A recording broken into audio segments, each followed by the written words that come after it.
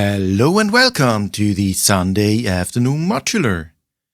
After the video about the problem I have with the Nifty case, link is in the video description, I thought I could also do a video about the case and what it has to offer, because despite the small issue, it is really a great housing for your modules.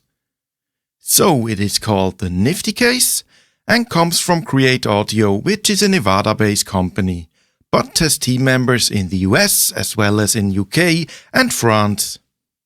The Nifty case is 84 HP wide and offers 10 power connectors.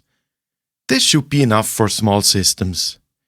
Be aware that the internal depth of the case only is 55 mm. This is sufficient for most modules, but there are also modules on the market that require a deeper case. Okay, now the really great thing about the Nifty case is its MIDI inputs.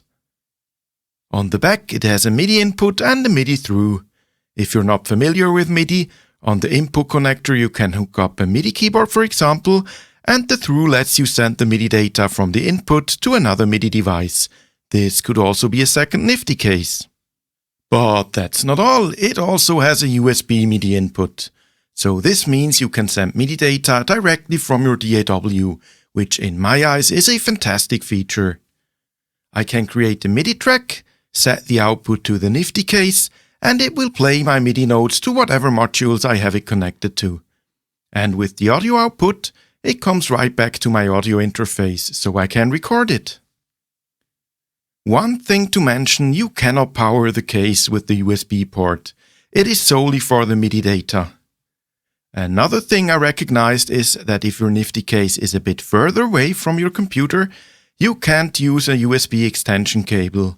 My PC did not recognize the Nifty case correctly with an extension cable, so I had to get the longer USB cable.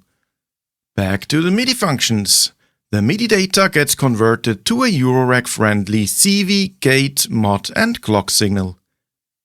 So CV or control voltage signal would be the note I play on the keyboard.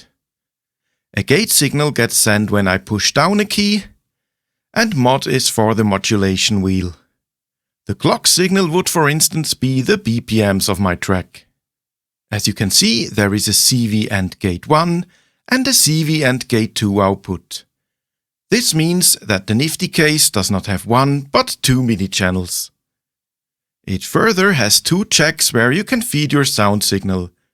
They are summed together and go to the mono output on the back. So this means you don't have to waste space for a MIDI module. And if you're not in need of a stereo output, you can also leave an output module away. I already told you why an output module is important. If you missed it, you can find the link to my signal levels video in the video description. Last but not least, see how nicely it fits in my keyboard stand. So, if you're a beginner or you just don't need a big system, this case is a really great choice. Oh, and one last thing. Cre8Audio also offers so-called big ears, which let you combine two Nifty cases. That said, thank you for watching. If you like my videos and want to support my channel, leave a thumbs up and become a subscriber. Because a YouTube channel is literally nothing without its great viewers.